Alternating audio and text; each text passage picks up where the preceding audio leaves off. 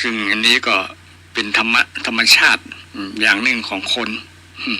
นานาจิตตังเนาะนานาจิตตังมีความหันแตกต่างกันไปแต่ในทางพุทธศาสนานี่สอนให้คนเรามีความหันที่ถูกต้องหันที่ถูกต้องเหมือนอย่างเดียวกันแต่คนนั้นจะมาหันอย่างเดียวก็แล้วแต่พระองค์ได้สอน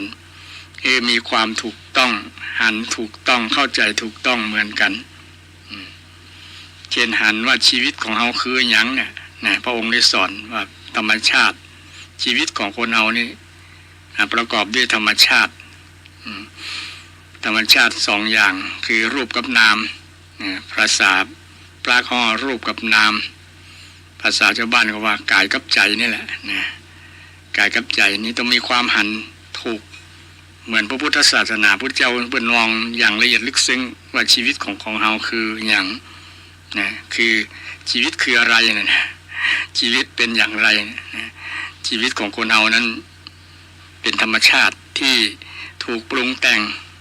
ถูกประกอบขึ้นด้วยธาตุสี่ขันธ์ห้ามีมุมมองแบบนี้มีความเห็นแบบนี้เป็นความเห็นที่ถูกต้องตามหลักวิทยาศาสตร์เลยนะบ่ได้มองว่าชีวิตนี้ถูกพระเจ้าสร้างขึ้นมานะพระเจ้าสร้างขึ้นแต่งขึ้นแต่ถ้าพระเจ้าเป็นธรรมชาตินั่นก็โอเคโอเคแต่ถ้าพระเจ้าเป็นตัวเป็นตนนี่พระเจ้าพระพุทธองค์ทรงหันแย้งเลยนะมีแต่ธรรมะนะทุกสิ่งมีแต่ธรรมะปรุงแต่งกันเกิดขึ้นในโลกที่หันนะการมีความหันมีความเห็นแบบเนี้ยความเข้าใจแบบเนี้ยมันเป็นคำสอนคือคำสอนของพระพุทธเจ้าสอนให้เราว่าชีวิตเป็นนะชีวิตคืออะไรก่อนเนาะชีวิตคืออะไรก็คือธาตุสี่ขันธ์ห้าชีวิตคือหยังนะมัน เป็นความจริงที่พิสูจน์ได้เป็นความจริงที่พิสูจน์ได้พระพุทธเจ้าได้สอนให้หันความจริงว่าชีวิตคือหยังชีวิตคือหยังชีวิตคือธาตุสี่ขันธ์ห้าธาตุสี่ขันธ์ห้าธาตุสี่ขันธ์ห้าในตัวเฮาธาตุสี่ดินน้ำไฟลมอย่างในตัวของเฮานี้ก็มีธาตุมีธาตุดินธาตุน้ำธาตุไฟธาตุลมเฉพาะที่มันหันชัดๆก็คือธาตุดินที่หันเป็นตัวเป็นตนที่เขาสำคัญว่าเป็นตัวเป็นตนเนี่ยคือร่างกายหันชัดมีผมเนื้อ ผมขนเอ็นกระดูกหันตาหันเส้นผมหันหนังหันเนื้อกระดูกหมดนี้หันชัดเจนในส่วนที่หันกายหยาบๆเนี่ยเป็นส่วนมากจะเป็นธาตุดินที่เราเคยคุ้นเคยกับเวลาเอาไหว้พระสวดกรรมฐานจะมีบทสวดพิจารณาอาการ32ประการอาการ32ประการนะมีเกสาโลมานาขาทันตาตะโจมังสังนาหารุอัติอติมิชังวกังยกนังเป็นต้นไปครบ32อาการ32ประการเนี่ยเป็นอาการเป็นส่วนหนึ่งในเบื้องต้นนี้ซาวอย่างธาตุน้ำเนี่ยซาวมีซาวอย่างที่เป็นธาตุดินอยู่ในตัวเฮาเนี่ยที่สังเกตเห็นง่ายๆก็คือผมขนเล็บฟันหนังเนี่ยเป็นธาตุดิน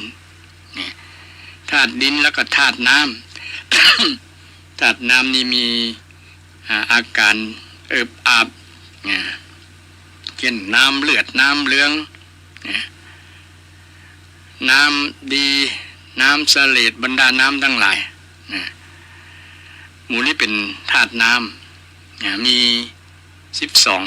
12รวมกันแล้วก็เป็น32อย่างที่หันชัดๆหันเป็นรูปธรรม แถมสองธาตุนี้มันสัมผัสด้วยตาบ่ได้เช่นธาตุไฟเนี่ยแต่สัมผัสได้ด้วยการยุบด้วยการคำดูด้วยการสังเกตเช่นธาตุไฟนี่เนาะร่างกายเขาจะมีไฟธาตุไฟอยู่ในนั้นธาตุที่ค่อยย่อยอาหารเวลาเอาลงมายุบ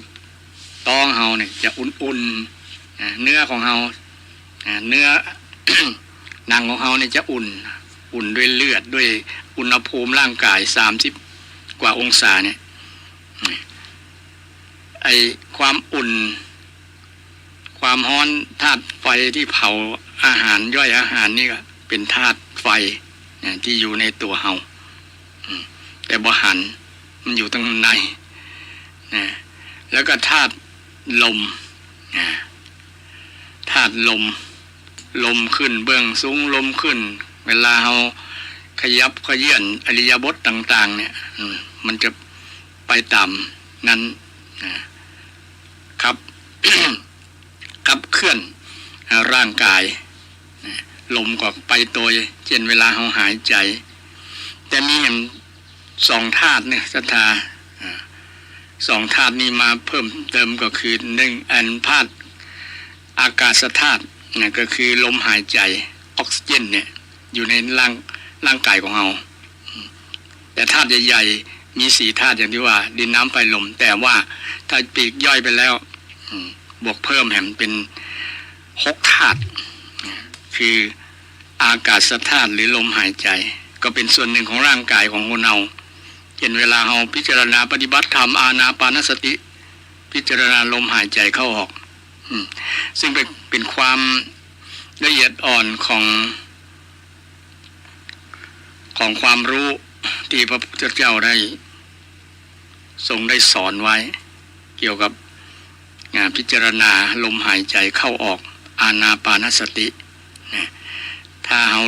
ถ้าหายใจเข้าบ่หายใจออกก็ตายหายใจออกบ่หายใจเข้าก็ตายเพราะมันเป็นส่วนหนึ่งของชีวิตของคนเราเนี่ยฉะนั้นอากาศธาตุยังมีความสำคัญเห็นธาตุหนึ่งอากาศธาตุนี้เป็นธาตุที่มีความสำคัญธาตุหนึ่งอันที่จริงมี6ธาตุในพุทธศาสนาสอน6ธาตุไม่ใช่แค่4ธาตุธาตุหนึ่งก็คือวิญญาณธาตุ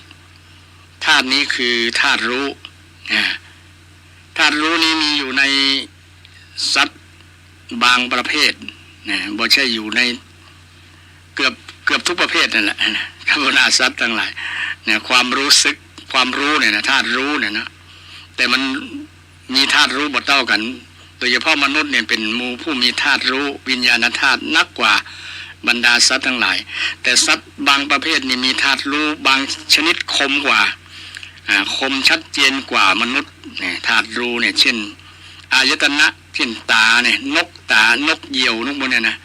มันจะหันชัดหันไกลหันเป็นหลายกิโลหันเป็นกิโลแต่มนุษย์นี่สัก200 เมตรก็300-400 เมตรก็บ่หันแล้วหรอแค่อย่าง400 เมตรเวลาอ่านหนังสือเนี่ยต้องอยู่ใกล้ๆเนี่ยแค่2-3 ฟุตเนี่ยเนาะฟุตเดียวบางคนเนี่ยถ้าอายุนักแล้วเนี่ยอันนี้อายตนะตาหูจมูกลิ้นกายมันเนี่ยมันคมชัดกว่ามนุษย์บางชนิดเนี่ยมีอายตนะคมชัดมีตาคมมีหูได้ยินเสียงบางสัตว์บางชนิดเนี่ยได้ยินเสียงดีกว่ามนุษย์ได้ยินเสียงแล้วก็บางชนิดเนี่ยกลิ่นหูดังเนี่ยดีกว่ามนุษย์อย่างเช่นมดมันหูว่าอากาศมันเปลี่ยนมันจะขนย้ายครัวมันขึ้นบนเขาสังเกตคนแต่ก่อนสังเกตว่าวันไหนฝนจะตกอากาศจะเปลี่ยนเนี่ยมดมันจะย้ายรังปวกมูเนี่ยมันสัมผัสพิเศษของมันคือหูดังคือกลิ่นมันจะหูว่าอันอย่างคืออันอย่างนี่อินทรีย์ของมันแก่กล้ากว่าของมนุษย์แต่มนุษย์นี่มีความแก่กล้าแต่บ่คมแต่แก่กล้าครบองค์บอกว่าตาก็ดีหูก็ดีเนี่ยก็ประมาณปานกลางเนี่ยนะบอกคมชัดเหมือนกับบ บางสัตว์บางชนิดแต่เขาก็สัตว์บางตัวบางอย่างก็มันก็การมนุษย์หลายอายตนะอยู่เช่นหูเนี่ยหูเช่นตาเนาะตาสุนัขบางพันธุ์เนี่ยตาบอดีแต่หูดีนะได้ยินเสียงนะแล้วก็กินดีนะหูดังดีกว่าคนแต่คนตาดีกว่าหมาตาดีกว่าสุนัขอันนี้อู้เรื่องธรรมชาติที่เป็นธาตุรู้ที่อยู่ในตัวของเฮาเนี่ยวันนี้อู้เรื่องธรรมชาติธรรมะก็คือธรรมชาติสิ่งที่มีจริงสิ่งที่ทรงไว้กับร่างกายเฮาเนี่ยพระพุทธเจ้าสอนรู้เรื่องความจริงให้เข้าใจเป็นสัมมาทิฏฐิว่าชีวิตคืออย่างเนี่ยนี่เป็นความรู้ที่หาเรียนที่ไหนบ่มีในศาสตร์ของพุทธเจ้าพุทธศาสตร์เป็นความรู้ที่พุทธเจ้าได้สอนไว้ว่าความจริงของชีวิตนี่คืออย่างชีวิตคืออย่างคือธาตุสี่ขันธ์ห้าอย่างที่เราจริงธาตุหกขันธ์ห้าธาตุหกขันธ์ห้าไม่ใช่ขันใส่น้ำขันตักน้ำเนี่ยขันแปลว่ากองแปลว่ากองกองสังขารกองสังขารพระพุทธเราได้ทรงแบ่งเป็นส่วนเป็นกองไว้กองใหญ่ๆกองแรกก็คือรูปนะหรือว่ากายเนี่ยที่มีผมมีขนเล็บฟันหนังพวกนี้นี่กองนี้กองใหญ่ที่สุดเนี่ยกองรูปนะกองต่อมากองที่สองก็คือกองของตั้ง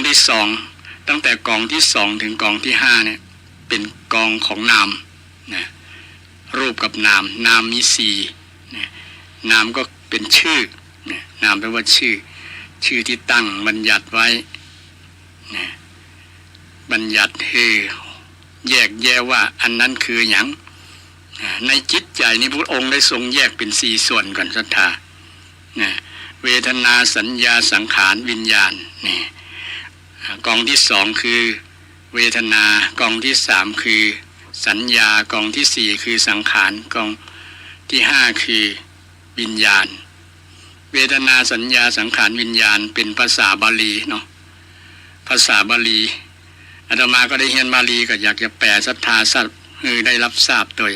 นะเพราะว่าจะเป็นความรู้ไว้ใช่ว่าใส่บาแบกหามเพราะว่าธรรมชาติธรรมะที่พระองค์ทรงแสดงเนี่ยเป็นสิ่งที่น่าภาคภูมิใจว่าพระองค์แสดงถูกต้องเป็นสวากขาตธรรมสวากขาโตคือตรัสถูกต้องตัดไม่มีใครแย้งโต้แย้งได้ยัศธานี่ความรู้โดยเฉพาะความรู้เกี่ยวกับเรื่องธรรมชาตินี่สุดยอดแล้วถ้ารู้ธรรมชาติโดยเฉพาะรู้เรื่องกายกับใจเฮาเนี่ยก็บ่มีอย่าง มันก็จะได้เข้าใจบ่ได้มันก็ได้พ้นทุกข์ด้วย ที่สำคัญมันบ่เข้าใจกับกายกับใจตัวเก่านี่แหละมันเลยเป็นทุกข์ทุกวันบ่เข้าใจขันธ์ห้านี่แหละ แล้วที่สำคัญไปยึดขันธ์ห้าไปยึดกายกับใจมันก็เลยทำให้เป็นทุกข์ฉะนั้นวันนี้ได้โอกาสมาจะเรื่องธรรมะที่อาจจะลึกซึ้งหน่อยนะแต่เป็นความจริงที่พุทธเจ้าได้สอนไว้ว่าชีวิตคืออย่างศรัทธาฟังไปแล้วไตร่ตรองไปพิจารณาไปโดยนะจะสนทนาธรรมสงสัยท่านใดก็เรียงกลางมาได้053114332ยังติดตามยังฟังอยู่ก็เป็นกู้กับทางรายการก็อนุโมทนายินดีกับศรัทธาที่เป็นเปื้อนกับรายการนะธรรมะรายการธรรมะเพื่อสืบสานและเพิ่มแรงบันดาลใจจากวัดชัยสถานจึงมีท่านอาจารย์พระครูประภัสใจคุณเจ้าคณะตำบลสันปุเลยเขต2เจ้าวาดวัดชัยสถานป่าเศร้าน้อยพร้อมกับอัตมาภาพกระผมอัตมาภาพพระครูสิริอมราภิรัตน์เป็นผู้ดำเนินรายการออกสถานีวิทยุวัดฝายหินคืน 104.5 ซึ่งมีท่านอาจารย์พระครูสมุวิสุวัตรวรจิตโจเป็นนายสถานีคอยเอื้ออำนวยความสะดวก กับทางรายการก็กราบขอบพระคุณท่านพระครูสมุวิสุวัตวรจิตโจเป็นอย่างยิ่งครับผมที่ได้มอบเวลาได้จัดเวลาให้กับทางรายการ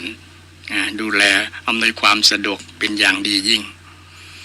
นำธรรมะสารธรรมคำสอนมาฝากศรัทธาญาติโยม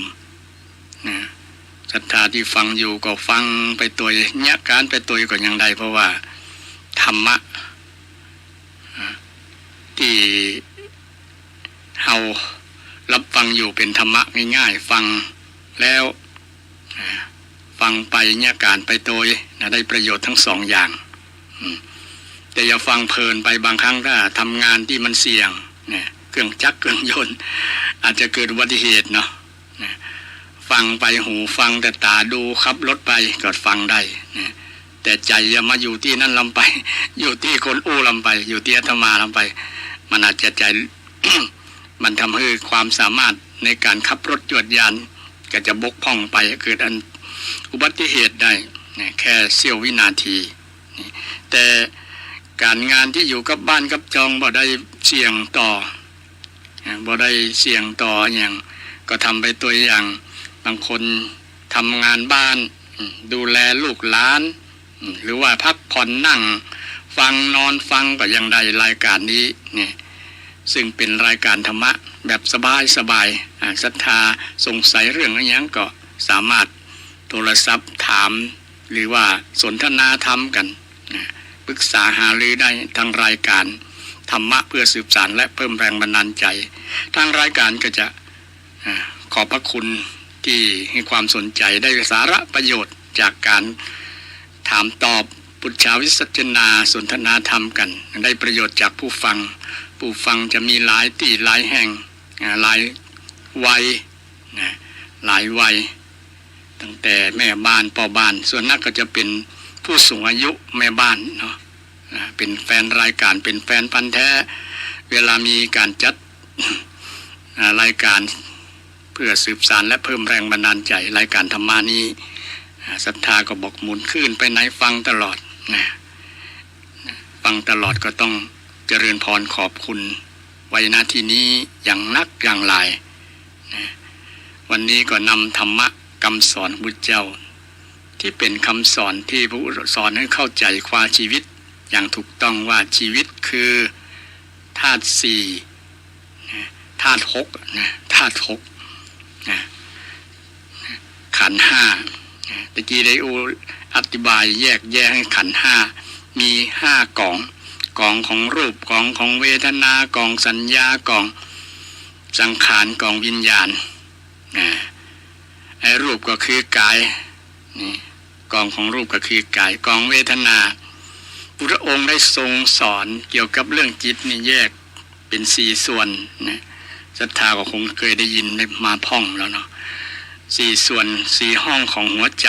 4ห้องของจิตใจมี4ส่วนศรัทธามีส่วนแรกคือเวทนาส่วนที่2สัญญาส่วนที่3สังขารส่วนที่4วิญญาณวันนี้จะมาทำความเข้าใจเรื่อง4กองนี้ชัดๆก่อนเนาะเวทนาสัญญาสังขารวิญญาณเป็นภาษาบาลีศรัทธาท่านผู้ฟังบ่ได้เรียนบาลีก็แปลบ่ได้แน่นอนหรือว่าเคยทำวัดสวดมนต์ก็มีอยู่ห้องแต่บนบ่เปดแปลตัวตรงๆหันธาตุหันที่มาของทรัพย์ภาษาวันนี้ก็จะได้อธิบายเพื่อเป็นประโยชน์ในการผู้ฟังขออนุญาตรับสายโทรศัพท์ก่อนเนอะ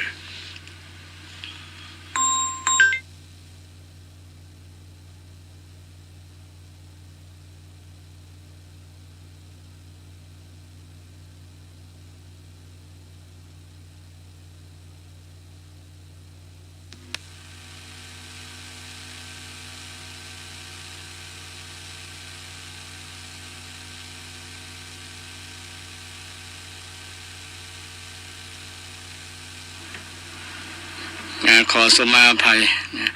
เป็นผู้หลวงก็มีงานหลายงานลาดงานหลวง เป็นที่ปรึกษาหารือศรัทธาญาติโยมเนี่ยก็ธรรมดานะเป็นมีการมีงานมีเหตุมีเรื่องอย่างที่มาปรึกษาหารือก็เป็นที่เปิ่งปลาเป็นที่ปรึกษาหารือได้เนี่ยก็ยินดีแหละเพราะว่าเขาจะได้เขาจะได้หันความสำคัญของพระสงฆ์เจ้าว่ามีบทบาทเป็นที่เปิ่งได้นะถึงแม้จะเป็นสมมุติสงฆ์ไม่ใช่เป็นอริยสงฆ์ก็ตามนะสงฆ์เดี๋ยวนี้มีทำหน้าที่ที่เป็นที่เปิ่งของศรัทธานักหลายโดยเฉพาะท่านผู้มีบารมีสั่งสมบารมีมานักมาหลายเป็นที่ศรัทธาเป็นที่เคารพกราบไหว้ของศรัทธาญาติโยมก็ไปฟังเทศน์ฟังธรรมไปปรึกษาหารือไปสนทนาธรรมนะหลายๆอย่างทั้งงานเรื่องราวของทางธรรมทางโลกซึ่งเป็นที่ปรึกษาหารือของศรัทธาได้นะอันนี้ก็เป็นหน้าที่ของพระสงฆ์ที่จะให้คำปรึกษาหารือให้ธรรมะอย่างวันนี้อาตมาก็นำธรรมะมาฝากโดยเฉพาะคำสอนของพระพุทธเจ้านะเป็นคำสอนที่มีคุณค่านะเมื่อเข้าใจธรรมะเป็นสมาธิินะธรรมะคำสอนของพระพุทธเจ้าพระองค์ได้สอนเรื่องขันธ์ห้าอย่างที่ว่านะเวทนาสัญญาสังขารวิญญาณนะรูปเวทนาสัญญาสังขารวิญญาณเวทนานี้แปลว่ารู้สึกนะรู้สึกวิทธาตุในความรู้ในความรู้ในรู้สึกอะไรรู้สึกสุขรู้สึกทุกข์รู้สึกบ่ทุกข์บ่สุขแล้วก็บ่ทุกข์เวทนาใหญ่ๆ3อย่าง3เวทนาสุขกับทุกข์บ่สุขบ่ทุกข์เนี่ยเป็นส่วนของจิตใจเนี่ยเป็นส่วนของนามเนี่ยเป็นส่วนของเวทนาเนี่ยกายนี้บ่มีหน้าที่สุขทุกข์เนี่ยบ่มีหน้าที่รู้แต่ว่ามีหน้าที่กระทบสัมผัสแต่รู้จริงๆก็คือใจเนี่ยใจเนี่ยมันมากระทบเช่นเอาไปยุบไปกำเนี่ยอันอย่างว่าแข็งอ่อนเนี่ยคนที่รายงานจริงๆก็คือเนี่ยคือใจนั่นแหละเนี่ยแล้วก็ที่สรุปว่ามันสุขมันสบายหรือว่ามันมากระทบมันเป็นทุกข์มากระทบมันเป็นทุกข์เช่นเสียงเนี่ยจะทาฟังเสียงกระทบหูศรัทธาถ้าเสียงที่เป็นกัมอูที่เป็นกัมอูที่เป็นสุภาษิตแล้วกับฟังแล้วกับลื่นหูฟังแล้วม่วนถ้ามันมีเสียงที่มันเป็นเสียงบ่ม่วนนะเสียงเป็นทุพภาษิตฟังแล้วก็เกิดความรู้สึกคนละอย่างเช่นเสียงด่าเสียงนินทาอย่างเป็นต้นมีผลกระทบต่อความรู้สึกไอ้ความรู้สึกเกิดจากการฟังเนี่ยมันน้องว่าเวทนาความรู้สึกเกิดจากการกินก็มันรู้สึกเอาความรู้สึกเช่นกินเข้ากับน้ำพริกกินก๋วยเตี๋ยวกินอาหารนั้นนี่ก็มีความรู้สึกมีความไอตัวความรู้สึกนี่เป็นของจิตใจก็เช่นเขากินข้าววันนี้บ่ลำเนี่ยบ่ลำแสดงว่าเป็นทุกข์ละเนี่ยมีความรู้สึกไอความรู้สึกเนี่ยว่ามันบ่ลำมันบ่ลำลิ้นมันบ่ลำกินแล้วบ่ลำมันจางมันเค็มไปมันอย่างไปนี่ไอความรู้สึกแบบเนี้ยเป็นน้องเวทนาเป็นส่วนของใจเป็นส่วนหนึ่งของใจนะพระเจ้าแยกเป็นส่วนหนึ่งของใจจะรู้จะตัดสินจะเป็นผู้รับรู้ถึงแม้ว่ากายจะมากระทบก็ตามแต่ก็มีอยู่กายเวทนาคือกายได้รับความกระทบกระทั่งจากอุตุจากดินฟ้าอากาศจากแดดจากลมเนี่ยมันก็มีได้รับเวทนาอยู่ในเวทนากายเวทนาเช่นตากแดดมันก็ร้อนผิวก็ดำก็ค้ำเนี่ยมันเกิดความรู้สึกแต่มันรวมลงว่าไอ้กับเวทนาของจิตใจเนี่ย เวทนาในส่วนของจิตใจมันก็เกิดความรู้สึกเพิ่มไปแหมว่าวันนี้แดดร้อนบ่ม่วนอกบ่ม่วนใจยังมันแดดแต่ว่าเดือนธันวาแล้วก็ยังว่าหนาวเนี่ยก็มีความรู้สึกเอาส่วนของใจไปผสมกับเรื่องของอากาศดินฟ้าอากาศที่มากระทบกายโดยนี่นะลงก็มาสรุปที่ใจนั่นแหละนะมาสรุปที่ใจนะสรุปที่ใจเกิดความรู้สึกนะเกิดความรู้สึกขึ้นนะส่วนแรกของใจคือความรู้สึกนะรู้สึกสุขรู้สึกทุกข์สัตย์นั่งฟังเทศน์ฟังธรรมก็มีความรู้สึกเหมือนกันเช่นได้ฟังครูบาอาจารย์รูปนั้นฟังเทศน์แล้วก็ม่วนดีม่วนในท่ามเบื้องต้นท่ามกลางที่สุดนี่ถ้าบ่ชอบใจก็บ่ม่วนละเกิดเวทนาตุเจ้านี่อย่างจะเนี่ยก็มีภาควิจารณ์ไปละเกิดความรู้สึกว่าบ่ชอบบ่ชอบอารมณ์จอยบ่อารมณ์บ่จอยอย่างเป็นต้นเนี่ยบรรดาความรู้สึกเหล่านี้เป็นส่วนหนึ่งของจิตใจเป็นภาษาพระพุทธเวทนาแต่ภาษาชาวบ้านเขาว่าเวทนาคือสงสารแต่ว่าสงสารเนี่ยมันคนละเรื่องกันเลยสงสารเนี่ยเวทนาในความรู้สึกเนี่ยรู้สึกว่าสุขว่าทุกข์บ่สุขบ่ทุกข์เนี่ยสามอย่างเวทนาสามใหญ่ๆเนี่ยเวทนาเป็นส่วนของจิตใจพุทธเจ้าแยกความรู้สึกแบบนี้มาจากจิตใจมาจากจิตใจรวมลงที่จิตใจอย่างศรัทธามีความรู้สึกวันนี้อากาศมันใกล้จะหนาวละเย็นนอนพอสบายเนี่ยก็มีความรู้สึกสบายเป็นเวทนาที่ได้รับกระทบมาจากจิตใจได้รับผลได้รับผลจากดินฟ้าอากาศแล้วใจมาสรุปนี่เป็นส่วนหนึ่งของจิตใจศรัทธาฟังตั้งใจฟังนะมันจะบอกเข้าใจเพราะว่าเวทนาสัญญาสังขารวิญญาณเนี่ยเป็นส่วนอันเป็นก้อนเป็น4ส่วนแต่ว่าอยู่ในก้อนเดียวคือจิตใจเนี่ยจิตใจอยู่ในใจเฮาเนี่ยอยู่ในจิตเฮาเนี่ยในจิตเนี่ยมีแต่พระองค์ทรงมีสติปัญญาทรงพระปัญญาญาณสามารถแยกสิ่งที่ละเอียดอ่อนโดยเฉพาะแยกจิตเนี่ยแยกจิตถ้าแยกละเอียดมากๆเลยเป็นร้อยๆก่อนละเป็นร้อย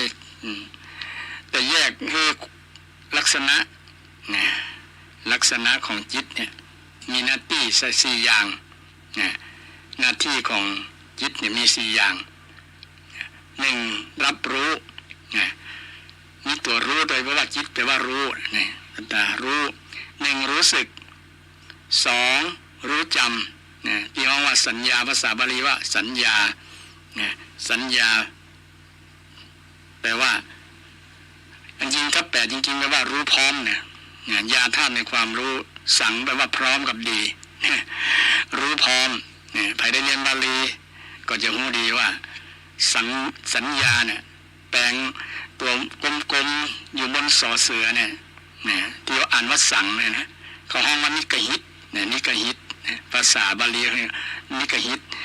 แปลงร่างแปลงจากตัวกลมๆเป็นตัวนิกหิตมันเป็นยอยักษ์ซ้อนยะเนี่ยนะหรือว่าลบก็ได้โลโปลบออกแต่ซ้อนยะซ้อนยะแล้วก็ยาธาตุต้นยาธาตุเนี่ยแปลว่ารู้พร้อมรู้พร้อมรู้พร้อมก็รู้พร้อมก็รู้สั่งพร้อมกับดีรู้พร้อมรู้ดีก็ธรรมชาติของจิตเนี่ยรู้พร้อมรู้ดีก็คือจำมันรู้แล้วดีจำดีนะจำรูปได้จำคนนั้นได้ชื่ออย่างเป็นไผนี่จำบ้านคนนั้นได้จำชื่อประเทศได้จำความรู้สึกได้จำอย่างต่างๆได้เนี่ยส่วนของความจำนี่เป็นส่วนหนึ่งของจิตใจส่วนหนึ่งของจิตใจญาติโยมบ้านแต่ก็ลองสังเกตเนี่ยถ้าใจบ่จำเนี่ยถ้ามีกับกายเนี่ย มันจะบ่จำนะเช่นเวลาเอาเตียวไปเตะไปจนนะกับสิ่งนั้นสิ่งนี้นะที่ขวางทางเลยนะเกิดจนครั้งมันก็ไปจนไปต่ำแหมกันแสดงว่าไอ้ตีนนี่มันประจำนะ จะจำก็อยู่ที่ใจเนี่ยถ้าใจหมายรู้ไว้ตัดนี้มันเป็นสิ่งที่เขาเคยจนเคยต่ำเนี่ย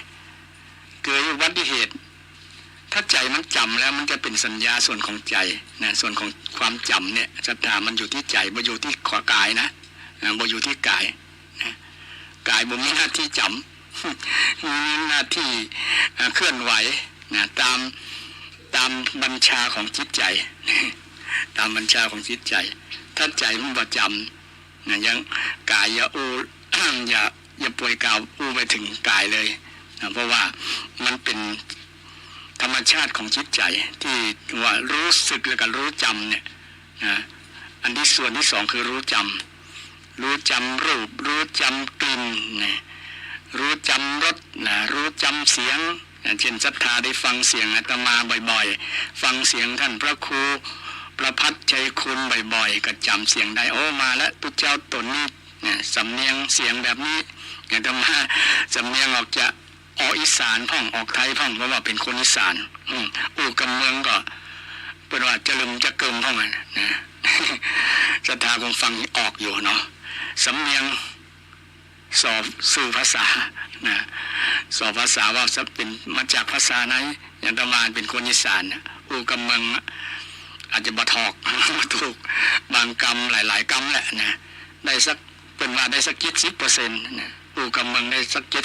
70%แต่นอกนั้นมันจะออกปลาแรดออก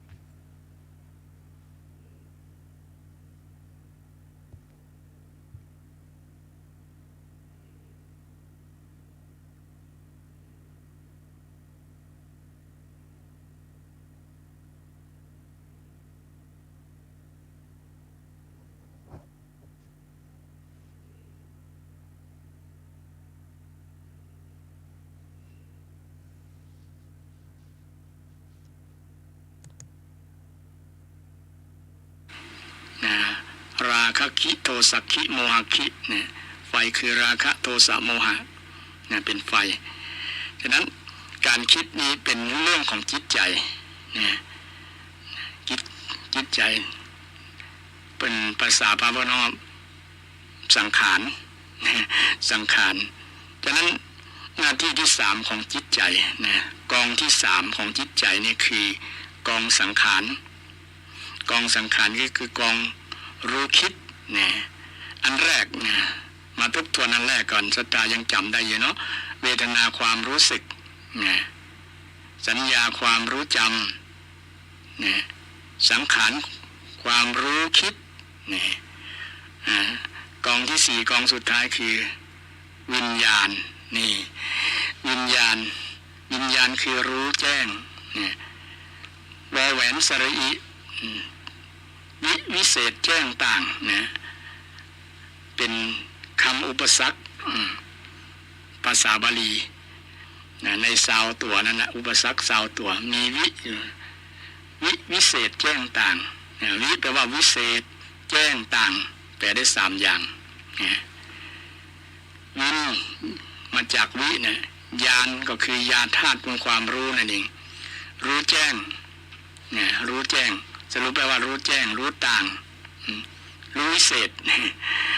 การจะรู้เนี่ยจะรู้แจ้งรู้ต่างรู้วิเศษก็เป็นส่วนของจิตใจกายบ่มีส่วนรู้บ่มีหน้าที่รู้แต่ใจนี่มีหน้าที่รู้คือรู้แจ้งวิญญาณต้องเรื่องวิญญาณอธิบายเรื่องวิญญาณในทางพุทธศาสนาที่บนคำสอนของพระเจ้าเนี่ยบ่ได้หมายความว่าวิญญาณที่ล่องหนล่องลอยจากนั้นจากนี้แต่วิญญาณในขันธ์ห้านี้คือวิญญาณที่รู้เวลาอายตนะกระทบกันนะอายตนะภายในอายตนะภายนอกอายตนะต้องอธิบายอายตนะคือที่เชื่อมต่อนะเชื่อมต่อกันอายตนะคือตานี่ก็เป็นอายตนะภายในเนาะรูปเป็นอายตนะภายนอกเนี่ยหูอยู่กับเฮาเนี่ยเป็นอายตนะภายในติดเฮาเสียงที่กระทบเนี่ยอย่างเสียงอาตมากำลังอธิบายอยู่เนี่ยกระทบหูศรัทธาเนี่ยกระทบหูก็รู้ขึ้นว่าเนี่ยได้ดูได้เห็นก็รู้ขึ้นว่าเนี่ยอธิบายการรู้ก่อนเนาะจากตาก่อนตามากระทบรูปนะเกิดการสัมผัสกันระหว่างตากับรูปนะบอกว่าจะเป็นรูปคนรูปบ้านรูปรถรูปต้นไม้รูปธรรมชาติอย่างต่างๆโหบเลยนะมากระทบตาเราก็เกิดความรู้ขึ้นไอ้ความรู้เนี่ยเป็นส่วนหนึ่งของจิตใจเพื่อน้องวิญญาณนะเปิ้นว่ารู้จักจักษุรู้จักตานะจักษุวิญญาณนะจักษุวิญญาณรู้จักการสัมผัสระหว่างสิ่งสองสิ่งมากระทบกันนะอายตนะภายในอายตนะภายนอกนะตากระทบกับรูปนะรู้ว่ารูปนั้นคนนั้นนะเป็นพ่อเป็นแม่จำได้นะมีจำมาผสมผสานโดยแล้วก็มีเวทนามาผสมผสานโดยเนี่ยก็มันเกิดพร้อมๆกันแต่พระพุทธเจ้าทรงแยกมันเป็นเห็นเป็นชัดเจนว่ายังแยกได้อยู่แยกธรรมชาติของจิตใจเป็นสี่ส่วนนะแต่จริงมันเกิดพร้อมๆกันปั๊บเดียวน่ะจำได้ก็มันเป็นส่วนสัญญาตัวเองเนี่ยจำได้ว่าหันคนนั้นเป็นพระสงฆ์เป็นพุทธเจ้าเป็นเนรน้อยหันรูปหันรถคันนั้นเป็นรถ10 ล้อรถบัสรถเก๋ง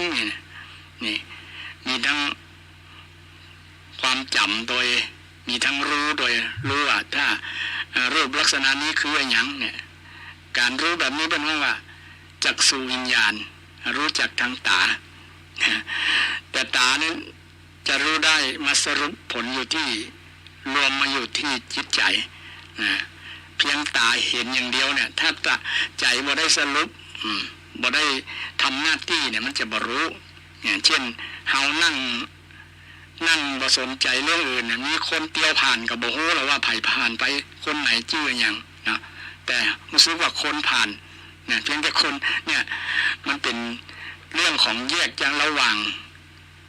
ส่วนกายกับใจออกจากกันได้นะหรือว่าเขาได้ยินเสียงอย่างศรัทธานั่งฟังเสียงเนี่ยแต่ใจบ่อยู่กับเสียงใจไปอยู่ที่ตาหันเนี่ยมันก็ฟังบอกเรื่องพระเจ้าอู้ถึงไหนแล้วนะถ้าสมมติว่ามีสมาธิเนี่ยอันนี้ในส่วนที่แยกระหว่างกายหรือว่าแล้วแยกระหว่างจิตเหมือนกันแยกระหว่างอารมณ์เนี่ยเช่น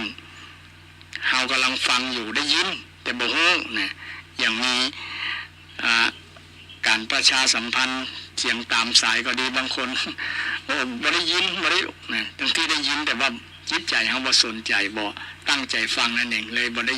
ฮู้ว่าเพิ่นประกาศประชาสัมพันธ์อย่างการฟังเทศน์ฟังธรรมเช่นกันเปิดวิทยุฟังไว้นะถือไว้ว่า จะฟังรายการนี้นะแต่บ่ได้ตั้งใจฟังจิตใจบ่มีสมาธิอยู่กับสิ่งที่เราฟังนั้นนะอันนี้ก็แยกกันว่าจิตต้องอยู่กับสิ่งนั้น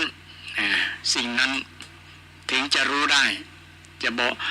ว่าจะเป็นการเห็นก็ดีการได้ยินก็ดีนะมาอยู่ที่ใจมีหน้าที่รับรู้แจ้งโดยวิญญาณในพุทธศาสนาเป็นลักษณะนี้ถ้าได้ยินก็เป็นโสตวิญญาณนะความรู้เกิดจากการฟังนะที่อาศัยหูแต่หูนี่บ่มีหน้าที่จะรู้นะแต่มันเป็นที่อาศัยของใจมาสรุปว่าได้ยินอย่างนะใจต้องมา รวบรวมข้อมูลก่อนแล้วก็สรุปนะรวบรวมข้อมูลแต่ถ้าบ่มีตาก็บ่ได้หันรูปเช่นเดียวกันก็จะบ่ฮู้เช่นเดียวก็ต้องปาใส่กันเป็นเหตุเป็นปัจจัยซึ่งกันและกันระหว่างกายกับใจนี่กายกับใจมีใจอย่างเดียวแต่บ่มีกายบ่มีหูบ่มีตามันก็บ่เกิดวิญญาณทางตาวิญญาณทางหูวิญญาณทางหูดังนะได้กลิ่นเหม็นกลิ่นหอมนี่ไอ้หอมเหม็นเนี่ยมาจากความรู้สึกนี่ความรู้สึกส่วนของแรกของจิตใจโดยเนาะจะหอมจะเหม็นแต่ได้ว่ามันเป็นกลิ่นนะใจได้รับรู้นะรู้ว่ากลิ่นนี้กลิ่นคนกินไก่ตายหมาตายถ้ากินดอกไม้ก็กินหอมดอกอันนั้นดอกอันนี้นี่เป็นต้นเนี่ยมาจากการสูดกลิ่นการดมกลิ่นเนี่ยการดมก็ใช้อาจารนะคือหูดังของเราเนี่ยนะกับกลิ่นที่มากระทบหูดังก็สูดลมมาก็จะรู้ว่ากลิ่นหอมกลิ่นเหม็นก็ต้องมาสรุปที่ใจเมื่อสรุปกลิ่นนั้นล้อเนี่ยนี่เนาะไอตัวสรุปนี่แหละคือวิญญาณนะว่าตัวรู้นะวิญญาณคือตัวรู้นี่วิญญาณของทางพุทธศาสนาจริงๆคือตัวนี้แต่ลมก็คือมโนวิญญาณมากับบรรดาทั้งหลายบรรดาการกระทบระหว่างอายตนะทั้งมีการสัมผัสไว้น้องว่าสัมผัสกระทบนั่นแหละกระทบกันอายตนะทั้งสองกระทบกันแล้วเกิดความรู้ขึ้นมันรวมลงที่ใจทั้งหมดทั้งมวลนี้มาสรุปที่มโนวิญญาณวิญญาณมโนคือความรู้ที่ใจเนี่ยความรู้ที่ใจใจเป็นตัวรู้ใจเป็นตัวรู้คือมโนวิญญาณศรัทธาฟังแล้วพอฟังเข้าใจหรือว่าบ่เข้าใจอะไรก็พุทธาวิสัชนาพุทธาได้ถามได้นะถามได้อันนี้กำลังอธิบายเกี่ยวกับธรรมชาติธรรมชาติธรรมะที่พระเจ้าได้สอนแยกแยะกายกับใจใจมีใจมี4กองกายมี1กองกายกับใจรวมเป็นขันธ์5กองขันธ์แปลว่ากองแปลว่าหมู่แปลว่าปุ้นกำเมืองเนาะเป็นปุ้นเป็นกองเป็นชุดเป็นกองอย่างเป็นชิ้นส่วนที่เพิ่นแยกไว้ เป็นเช่นอวัยวะที่แยกออกเป็นชิ้นเป็นชิ้นนะหรืออะไรที่ของรถเนี่ยแยกเป็นชิ้นเป็นชิ้นแล้วมากองไว้นะเหมือนกันในร่างกายของคนเราเนี่ยถ้าแยกร่างกายเป็นชิ้นเป็นส่วนเนี่ยแต่พระองค์ได้ชิ้นส่วนใหญ่ๆมีอยู่5ชิ้นด้วยกันนะชิ้นของกายกับชิ้นของใจนะชิ้นของใจนี่มี4ส่วนนะชิ้นของร่างกายมีส่วนใหญ่ๆก็คือกายนะแต่แยกแยะเป็น32ประการแยกไปอีกนะนักหลายเช่นผมมีกี่เส้นกี่อย่างก็แยกนับไปจำตามจำนวนนั้นอันนี้เป็นธรรมชาติที่พระองค์ได้ทรงแสดงธรรมเราได้หันความจริงว่าชีวิตคืออันเนี้ยนะมันเป็นอันนี้นะบ่มีไผบ่มีพระเจ้ามาปรุงแต่ง มาแปลงมาสร้างนะศรัทธาคงเคยได้ยินพรหมลิขิตเขาเกิดมาเพราะพรหมได้เขียนไว้ได้สร้างไว้นะพระพรหมคือผู้สร้างเป็นต้นเนาะแต่พระพุทธเจ้าเมื่อตรัสรู้แล้วชีวิตของเราบ่มีไผสร้างนะมีแต่ธรรมชาตินะมีธรรมชาติถ้าจะว่าผู้สร้างพระเจ้าตัวจริงก็คือพ่อคือแม่นี่อันนั้นจะถูกกว่านะแต่พ่อแม่ก็เอาธรรมชาติคือดินน้ำไฟลมนี่แหละมาปรุงมาแต่งกันเป็นเลือดเป็นน้ำนมนะเป็นสิ่งที่พ่อแม่มอบให้นะมรดกมอบให้ถูกทอดแต่ถ้าธรรมชาติถ้ามันบริบูรณ์แล้วก็จะบังเกิดถ้ามันบ่มีธาตุครบทั้ง4ทั้ง6ธาตุนะธาตุทั้ง6ธาตุเนี่ยนะโดยเฉพาะวิญญาณธาตุที่ธาตุรู้เนี่ยถ้าผมมาปฏิสนธิปฏิแปลว่าต่อเฉพาะสนธิแปลว่าต่อนะปฏิเฉพาะต่อเฉพาะการต่อเฉพาะต่อคณะนั้นเลยของจิตใจปฏิสนธิจิตเกิดดับตลอดนะจิตเนี่ยนะวิญญาณเนี่ยวิญญาณปฏิสนธิเนี่ยปฏิสนธิวิญญาณในพุทธศาสนาเกิดดับตลอดนะอย่างสังเกตเฮาเนี่ยก็ยังเช่นศรัทธากำลังฟังนะจิตใจของศรัทธาเกิดดับบ่ฮู้กี่เตือแล้วบางครั้งมันก็แวบไปคิดเรื่องนั้นเรื่องนี้ฟังเทศไปก็คิดแวบไปจนลืมว่าตัวเจ้าไปถึงไหนแล้ว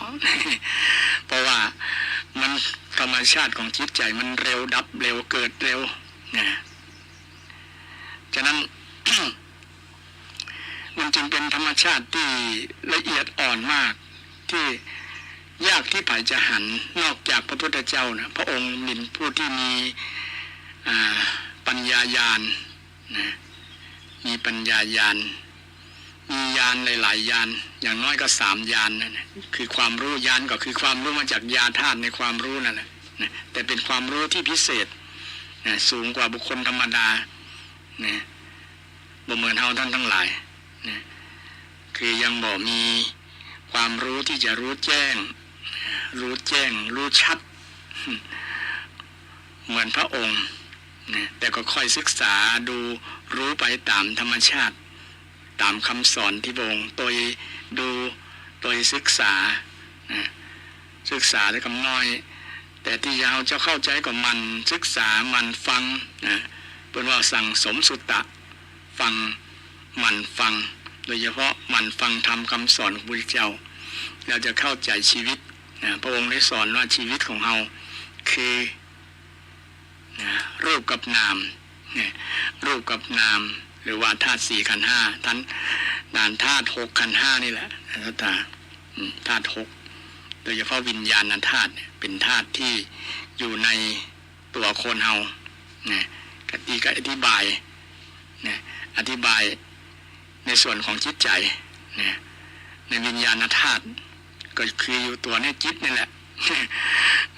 คือสรุปธาตุมันย่อก็คือเหลือ4อย่างที่ว่านะเหลือ4แต่ธาตุรู้ไปอยู่ในขันธ์นะขันธ์ของวิญญาณนะในส่วนของวิญญาณ วิญญาณจะมีเวทนาสัญญาสังขารวิญญาณสรุปเป็นภาษาไทยในส่วนของจิตใจก็คือรู้สึกรู้จำรู้คิดแล้วก็รู้แจ้ง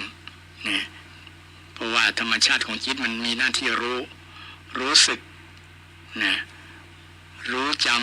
ำรู้คิดรู้แจ้งนี่จำง่ายเป็นภาษาไทยนะบ่ต้องว่าเวทนาสัญญาสังขารวิญญาณอันยังกับโม เวทนาบ่เข้าใจนะแล้วก็มาจำโดยนะเอาเป็นว่ารู้สึกรู้จำรู้คิดรู้แจ้งนี่หน้าที่ของจิตใจมีสี่ธรรมชาติที่พระองค์ได้แยกแยะไว้เป็นส่วนแต่รวมลงก็คือนามกับรูปนั่นเองนามกับรูปหรือว่ากายกับใจนี่กายกับใจภาษาไทยภาษาชาวบ้านของเราเนาะกายกับใจนี่เป็นธรรมชาติที่ถ้าเราทำความศึกษาแล้วว่าตั้งคำถามกายกับใจของเรามันเกิดจะได้มันคืออย่างกับเป็นที่ได้คำตอบแล้วพระองค์ทรงสอนในธาตุสี่ขันธ์ห้านะคือชีวิตแล้วชีวิตเป็นอย่างไรชีวิตเป็นอย่างไรชีวิตกายกับใจเขาเป็นอย่างไรนะเอากับมาเรียนชีวิตของเรากายกับใจของเราก็เป็นไปตามกฎของไตรลักษณ์อนิจจังทุกขังอนัตตากายกับใจเขาเปลี่ยนจากเป็นไปตามธรรมชาติไม่ได้เป็นไปตามบัญชาของไผ่สักคนแต่เป็นไปตามธรรมะธรรมะอนิจจังทุกขังอนัตตาเป็นธรรมะเป็นธรรมชาติที่มันเป็นสิ่งที่มีอำนาจที่ให้สรรพสิ่งทั้งหลายอยู่ใต้กฎเนี่ยบ่มีอันอย่างเลยที่จะเหนือกว่านี้เลยศรัทธาบ่มีอันอย่างแล้วเป็นพระ ผู้ทรงอำนาจมากเลยพระสามองค์เนี่ยคือพระอนิจจังพระทุกขังพระอนัตตาเนี่ย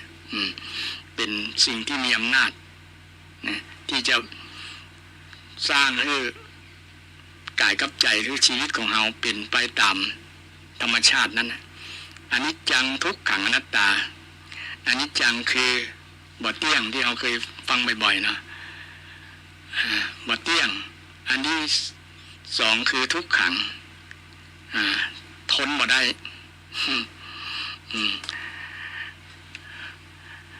อันที่สามอนัตตาคือบ่แท้สรุปก็คือไม่เที่ยงไม่ทนไม่แท้ไม่เที่ยงไม่ทนไม่แท้สามอย่างเนี่ยไม่เที่ยงไม่ทนไม่แท้ชีวิตของเราเป็นย่านมันเป็นจะได้ก็เป็นย่านทุกคนเลยบอกว่าคนลาวคนไทยคนฝรั่งคนยุโรปอเมริกาคนตะวันออกตะวันตกก็ตามอยู่ที่ไหนขั้วโลกทั้งสรรพสิ่งที่อยู่บนโลกเนี่ยเป็นเหมือนกันหมดทั้งที่มีใจและบ่มีใจก็ตามเป็นวัตถุสิ่งของต่างๆก็อยู่ใต้กฎอันเนี้ยใต้กฎพระสามองค์เนี่ยพระอนิจจังพระทุกขังพระอนัตตาเนี่ยไม่เที่ยงไม่ทนไม่แท้เนี่ยชีวิตของเราเป็นย่านถ้าไผ่ไปคิดว่ามันเที่ยงมันทนมันแท้คิดผิดทันทีเป็นมิจฉาทิฏฐิทัตถาต้องมองหันเหมือนพระอกมองว่าเป็นอนิจจังบ่เที่ยงสักลายที่เราจะได้ยินพระสงฆ์องค์เจ้าได้เทศน์บ่อยๆว่ามันที่บ่เที่ยงนะมันเปลี่ยนร่างกายเขาเปลี่ยนจากยาวยังเปลี่ยนจากขาวดำเป็นขาวยาวเป็นสั้นมั่นเป็นคอนย่อนเป็นตึงซึ่งเป็นเสื้อเนี่ยผมดำที่เคยดกดำเนี่ยมันเปลี่ยนมันเป็นขาว40-50เริ่มกับแซมแล้วเห็นผมขาวๆบางคนสาวปลายก็งอกแล้วก็มีเนี่ยมันเปลี่ยนจะบอกว่ามันเปลี่ยนได้ก็มันบ่ได้มันเป็นธรรมชาติธรรมชาติของชีวิตเป็นจ้านบางคนบ่ยอมรับนะในศรัทธาท่านผู้ฟังบ่ยอมรับก็เอาน้ำยาดำมายอมพ่องเดี๋ยวนี้มีโฆษณาบอกเป็นอันตรายต่อศีรษะบอกเป็นอันตรายต่อเส้นผมประหยัด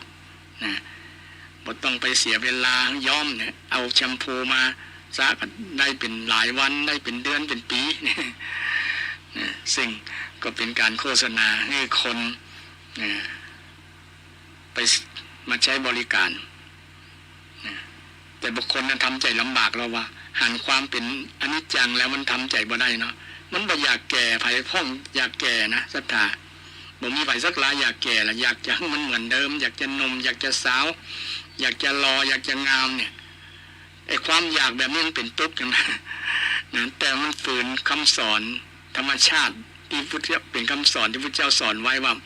ทุกสิ่งทุกอย่างมันเปลี่ยนหมดเลยเปลี่ยนเนี่ยบอกว่าจะไม่ใช่แค่ร่างกายของคนเราเนี่ยสิ่งอื่นเช่นล้าน วัตถุสิ่งของตึกรามบ้านช่องหอเรือนศาลาวิหารอย่างศาลาท่านอาจารย์พระครูประภัสชัยคุณท่านกำลังเปลี่ยนหลังคาใหม่เพราะมันเปลี่ยนไงมันเป็นอนิจจังนะหัวพ่องนะแตกพ่องค้างคาวมาแปลงห้างพ่องก็จะได้เปลี่ยนหลังคาเนี่ยมันเป็นอนิจจังนะเป็นอนิจจังมันบ่เที่ยงสักลายสิ่งก่อสร้างทั้งหลายแม้แต่รถยนต์เป็นเล็กแต่ก็ยังรุยังพังนะก็สถานมันบอกเหมือนเดิมมันบอกคงเดิมมันเปลี่ยนอันนี้เป็นอนิจจังเป็นธรรมะนะเป็นธรรมชาติที่คนเฮาหรือว่าสรรพสิ่งทั้งหลายอยู่ใต้กฎอันนี้หมดนะต้องยอมจำนนนะไผก็ตามนะเกิดมาแล้วก็ต้องแก่ไผพ่อบอกแก่อาจจะมีนะแต่แก่จ้าหน่อย บางคนบอกแก่แต่ว่าก็เจ็บก็ตายไปในที่สุดมีเราบางคนบอกแก่ผมมางอกอย่างนางวิสาขาเนี่ยดูเหมือนบอกแก่นะแต่ว่าเมื่อถึงอายุครบ100 กว่าปีแล้วก็เสียชีวิตไปมันก็ขึ้นอยู่ในกฎของไตรลักษณ์นี้เช่นเดียวกันก็เคยมีสมัยหนึ่งนะเขา เสนอว่าชีวิตของพระพุทธองค์เนี่ยทรงเลือกว่าจะไปอยู่ในภพภูมิอย่างที่มันจะที่จะตรงใจพระองค์ว่าก็เลยมาเลือกชีวิตของความเป็นมนุษย์เนี่ยมันพอดีมันได้หันอนิจจัง100 ปีเนี่ยพอดีละบ่ยาวเกินไปบ่สั้นเกินนะมันหันถ้าไปอยู่ในภพภูมิเทวดามันยาวนะเป็นพันปีเป็นหมื่นปีโอ้กว่าจะแก่กว่าจะเฒ่านะมันบ่ได้หันอนิจจังมันไม่ได้หันความเปลี่ยนแปลงเนาะมันไม่ได้หันความเปลี่ยนแปลงเดี๋ยวนี้ความเปลี่ยนแปลงเนี่ยแค่4-5 ปีแค่ปีเดียวก็เปลี่ยนแล้วนะอย่างลูกหลานเขาเกิดใหม่เนี่ยเกิดใหม่แค่ปีขวบเปลี่ยนหน้าเปลี่ยนตาแค่สัก7-8 ขวบ10 ขวบก็เป็นหนุ่มเป็นสาวกันแล้วเดียวนะมันใหญ่โวยเปลี่ยนโวยอนิจจังเนี่ยมันเปลี่ยนโวยเปลี่ยนจากละอ่อนมาเป็นคนหนุ่มคนสาวเนี่ยเปลี่ยนโวยเนี่ยแล้วก็เข้าสู่ความเป็นคนแก่ละเนี่ยอนิจจังมันโวยมันโวยแต่บางคนก็บักแก่ก็นั้นยกไว้เป็นบุญของเพื่อนเนาะเจนไผ่ฟ้องนะเบิดธงชัยนะอายุ60 ปลายแล้วเนาะ65แล้วเนี่ยดู40 ปลายเนี่ยยังดูเหมือน40 ปลายเนี่ยซึ่งก็มีเคล็ดลับเนี่ยโอ้เรื่องเบิดธงชัยเปิ้นสวดมนต์เปิ้นปฏิบัติธรรมเขาท่าเป็นเคล็ดลับในการที่ส่งเสริมสุขภาพดีนะแล้วก็ออกกำลังกายทานอาหารถูกสุขลักษณะนี่เคล็ดลับของเปิ้นเปิ้นก็ยึดหลักธรรมะธรรมโมสวดมนต์ทั้งวันทั้งเจ้าทั้ง ตื่นนอนแล้วก็สวดนั่งสมาธิซึ่งเป็นผลดีกับสุขภาพร่างกายกับชีวิตโดยเรื่องคนแก่ยากคน แต่ก็แก่อยู่พอใกล้ๆก็ยังหันเส้นหันเอ็น หย่อนยานอยู่แต่ว่าดูใบหน้ามันดูยังหนุ่มอยู่นะเนาะหนุ่ม60 ปลายแล้วผมว่าแน่ ผมจนรู้แน่ใจว่าย้อมหรือบ่ย้อมถ้าบ่ย้อมแสดงว่าผมก็ยังบ่แก่ นะผมยังไม่งอกแต่บางคนงอกหมดนะหลายๆคนงอกผมงอกฟันหล่อนเขี้ยวหล่อน มดปากก็มีบางคนนะ60-70ไปกับบ่มีสักต้องใส่ของปลอมฟันปลอมฟันเนี่ยเดี๋ยวนี้มีเทคนิคในการทำของปลอมมาทดแทนเพื่อให้มันบ่เกิดเวทนา บ่เกิดความทุกข์จะกินข้าวแต่ละเพื่อในลำบากเนาะนะกินบ่ได้ นี่เคี้ยวของแข็งๆก็ลำบากกินยังก็ลำบากเพราะว่าแก่ตัวมาแล้วมันเปลี่ยนน่ะมันเป็นอนิจจังนะสัตตา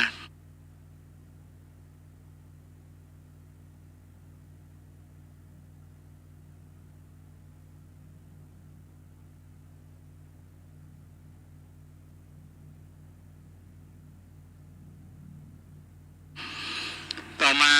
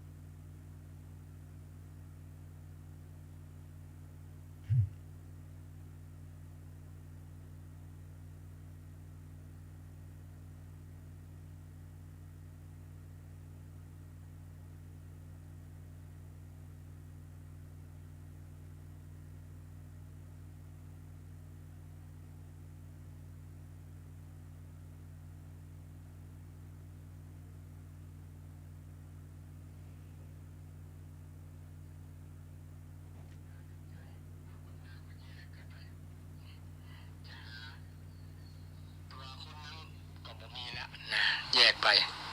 เพื่อให้ชัดเจนหันภาพชัดว่าตัวจริงไม่มีนะเพราะมันถูกปรุงแต่งด้วยธาตุสี่นะเช่นโต๊ะเก้าอี้มันเนี่ยเนาะมันถูกเดิมมันเอามาจากไม้ต้นนั้นตัดมาแต่งเป็นโต๊ะเป็นโซฟาเป็นอย่างนั้นนะแต่งมาประกอบปรุงแต่งกันขึ้นปรุงแต่งกันขึ้นแล้วเป็นนะเป็นเก้าอี้เป็นโต๊ะหรือว่าบ้านเฮาเนี่ยนะถูกปรุงแต่งเล็กพ่องกระเบื้องพ่องปูนพ่องนี่กระธาตุสีนั่นแหละมาประชุมกันนะน้ำพ่องก็อยู่ในนั้นนะเวลาเป็นจะเทปูนเทอย่างก็ต้องผสมปูนเนี่ยเนาะจะฉาบจะกออย่างนั้นต้องใจน้ำจะอย่างก็ถูกปรุงแต่งนะแต่ก่อนมันอยู่ไหนมันเป็นหินเป็นธาตุนี้นี่เ ชีวิตของคนเราก็เช่นเดียวกันมันบ่มีตัวจริงมันบ่มีตัวจริงศรัทธาเปิ้นฮ้องว่าอนัตตาไม่ใช่ตัวแต่บ่ได้หมายว่าไม่มีตัวนะต่างหากนะมีตัวแต่ว่าไม่ใช่ตัวมีตัวเนี่ยหมายถึงว่าตัวธรรมะตัวธรรมชาติมีตัวเนี่ยนะตัวรูปกับนามเนี่ยแต่ไม่ใช่ตัวเราตัวเขาไม่ใช่ตัวของเฮานะมันบ่มีตัวเฮาแต่เฮาไปยึดขันธ์ห้าไปยึดกายกับใจไปยึดกายว่าเป็นตัวเฮานะอันนี้ลึกซึ้งมากยากมากๆแหละศรัทธาโดยเฉพาะอนัตตาเนี่ยนะมันเป็นการที่แสดงความปัญญาพระปัญญาของพระองค์ที่สุดเลยทุกสิ่งทุกอย่างเป็นอนัตตาศรัทธาไม่ใช่ตัวจริง ตัวจริงคือธรรมชาติธรรมะธรรมะไม่ใช่ตัวเราไม่ใช่ตัวเขามันเป็นธรรมะก็คือรูปกับนามนั่นแหละรูปกับนามที่มันปรุงแต่งกันขึ้นปรุงแต่งกันขึ้นฉะนั้น อนัตตาเนี่ยเป็นธรรมะที่ลึกซึ้งมากๆอนัตตาไม่ใช่ตัวเนี่ยคือมันมีความคิดของคนสองลัทธิเนี่ยอันหนึ่งอัตถิตาคือมีตัวอันที่สองนัตถิตาบ่มีตัวบ่มีอย่างซักอย่างความคิดอันนี้ลัทธิหนึ่งลัทธิแรกก็คือมีตัวเนี่ยอย่างน้อยก็มีตัวเฮาเลยแหละนะลบก็เจ็บอยู่เนี่ยกรรมก็เจ็บมันไม่ใช่ตัวเฮาจะได้เขาก็เถียงคำสอนพระเจ้านะเพราะว่าเขาไปยึดในขันธ์เนี่ยนะอันนี้มันเป็นการปฏิบัติธรรมถึงขั้นนะถึงขั้นโสดาบันเป็นต้นเนาะละสักกายทิฏฐินะที่เคยนำมาศรัทธาท่านผู้ฟังไว้ว่านะเกี่ยวกับธรรมะคุณสมบัติของพระโสดาบันนะพระโสดาบันที่จะคนที่จะได้เป็นพระโสดาบันเนี่ยต้องมองชีวิตเป็นร่างกายว่าเป็นละความหันว่าเป็นตัวเป็นตนเป็นตัวเฮาตัวเขาตัวคุณตัวท่านตัวเธอนะมันมีตัวแล้วมันเป็นเรื่องรูปกับนามเนี่ยที่เขาสื่อกันเนี่ยตั้งชื่อกันเนี่ยตั้งชื่อคือสื่อเพื่อให้เกิดความหมายความเข้าใจจำได้นะเพื่อเกิดความจำว่าอันนี้ชื่อนี้เนอะอันนี้เป็นชื่อนี้จริงแล้วบ่มีเนี่ยบ่มีลึกๆแล้วบ่มีอย่างนี้ก็ธรรมะมีธรรมชาติทั้งนั้นเนี่ยธรรมชาติฉะนั้นคนที่บรรลุถึง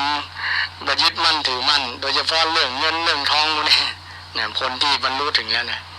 จะบริจาคทรัพย์มาว่าโอ้มันบ่ใช่ของเฮาเลยนะแต่บางคนเข้าใจพี่เราว่ามันบ่ใช่ของเฮาเนี่ยใจจน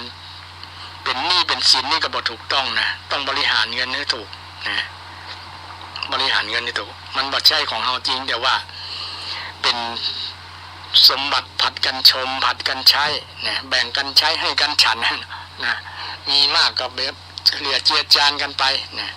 ถ้าใครไม่มีก็นะ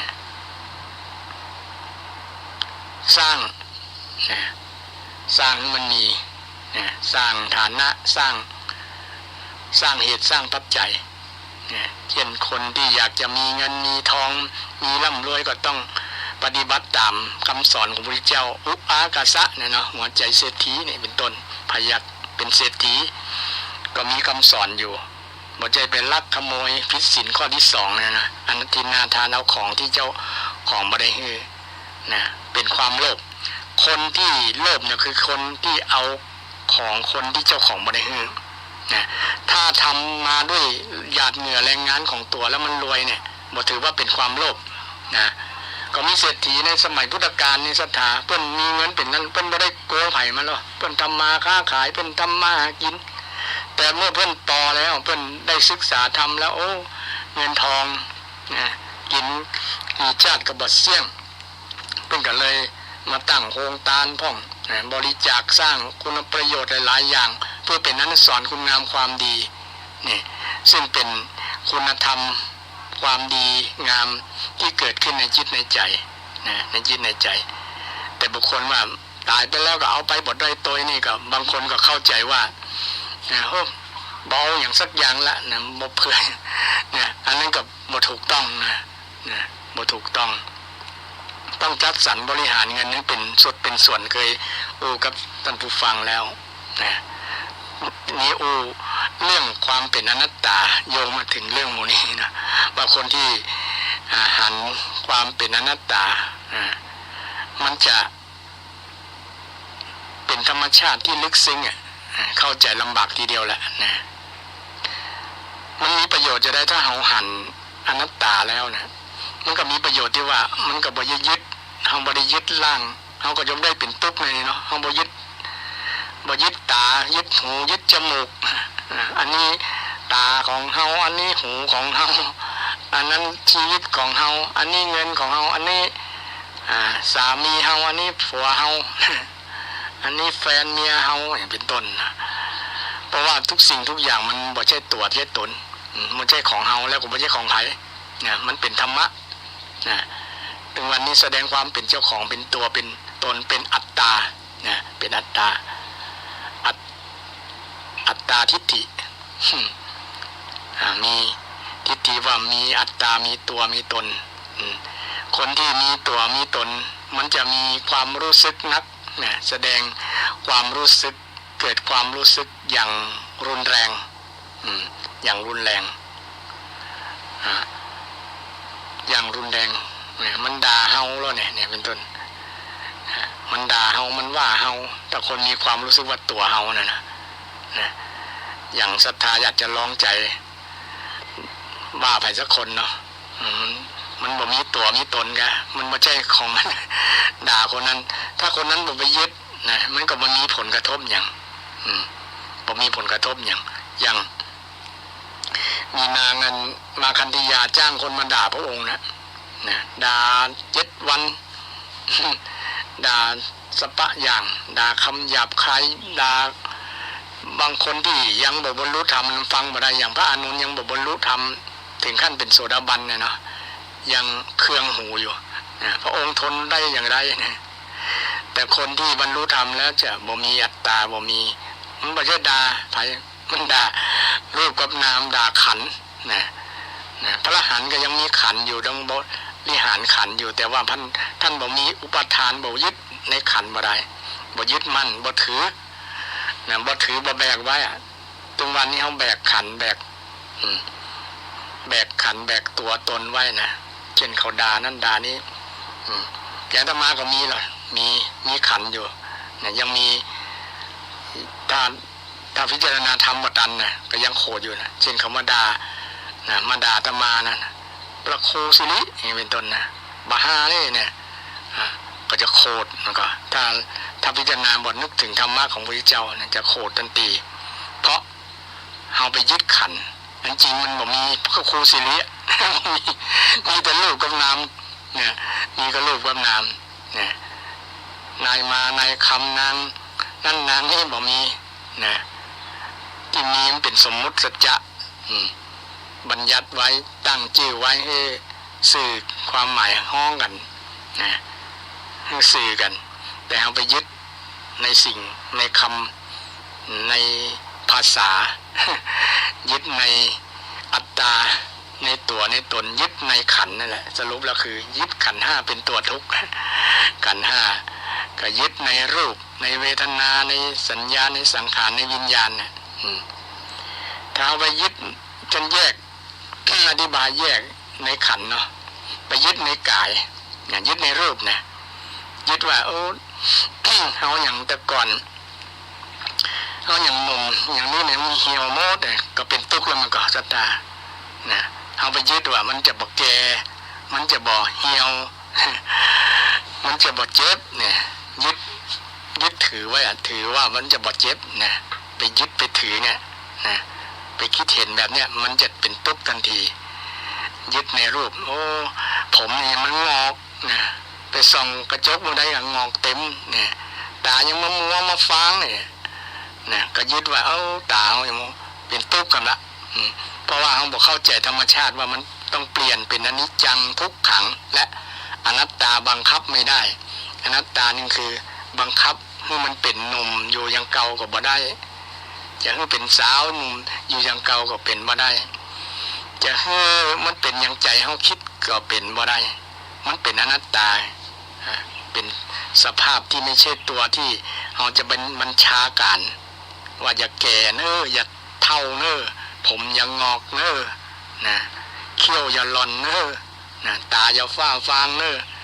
มันต้องบังคับบ่ได้สักลายถึงจะมี หมอดีๆมายาให้เป็นนมเป็นอย่างกับอยู่ได้ชั่วคราวนะยืดได้ชั่วคราวด้านนะก็ต้องแก่ต้องเจ็บไปในที่สุดต้องตายไปในที่สุดนะชะตานี่แหละธรรมชาติของร่างกายของเราเป็นที่เกิดแก่เจ็บตายเอาไปยึดมันในรูปในกายยึดในเวทนาในความรู้สึกนะอันนี้กับบางคนยกตัวอย่างยึดในความรู้สึกเช่นแต่ก่อนเราเคยกินข้าวลำๆนะโดยเฉพาะคนที่มีอายุนะผู้สูงอายุทั้งหลายแต่ก่อนอย่างมาลำเดี๋ยวนี้ยังบัดลำเนี่ยเอาไปยึดความรู้สึกแต่ในสมัยอดีตเหรอนะในสมัยอดีตมันร่างกายของเขามันมีสมรรถภาพในการทำงานดีนะลิ้นก็รับรสดีนะเคี้ยวก็มั่นแข็งแรงดีมันประกอบหลายๆอย่างมันก็เลยทำให้รสชาติมันดีกินอย่างกับลำคนหนุ่มคนสาวเนาะกินเข้าได้หลายปากได้หลายถ้วยหลายเป็นหม้อก่อน คนเจริญอาหารแต่เมื่อ60-70ไปแล้วเริ่มบ่ลำแล้วนี่ถ้าเอาไปยึดความ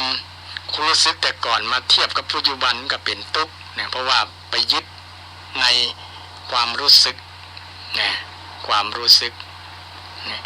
ยึดในความจำแต่ก่อนยังจำดีนะบัดเดียวเนี่ยหลงลืมบางครั้งก็คนเฒ่าเนาะบัดเดียวเนี่ยกินข้าวแล้วยังว่าบ่กินเนี่ยจะได้ว่าแค่กินข้าวคาบมือง่ายก็ลืมว่ายังบ่ได้กินนี่ถ้าเป็นไปยึดในความจำในความลืมก็เป็นทุกข์โอ้เฮาอย่างมาเซอะมาเหงาแต่ว่าเนี่ยก็เป็นทุกข์ละเพราะว่ามันเป็นธรรมชาติเกือบทุกคนนะมันก็เสื่อมไปตามธรรมชาตินะความจำที่เคยจำดีๆนะสัญญาเนี่ยส่วนของสัญญาเขาส่วนของใจเนี่ยจำดีๆเพราะว่า40ลืมหน้า50ลืมหลังแม่ก็สัตว์มันเป็นธรรมชาตินะคนนอกจากคนที่ฝึกปฏิบัติธรรมบ่อยๆเนี่ยมันจะเป็นคนมีสตินะสติก็คือนึกได้นะทำให้เกิดการพัฒนาในด้านความจำนะฉะนั้นพระอรหันต์เนี่ยเป็นมีสติดีเนาะเจริญสตินะอย่างพระอานนท์นะเจริญสติจำพระไตรปิฎก 84,000 ข้อได้นะจำแล้วก็มาบันทึกลงในจารึกลงใน พระไตรปิฎกซึ่งเป็นการ เป็นการพัฒนาการเจริญสติอันนี้เป็นข้อยกเว้นแต่ถ้านอกนั้นแล้ว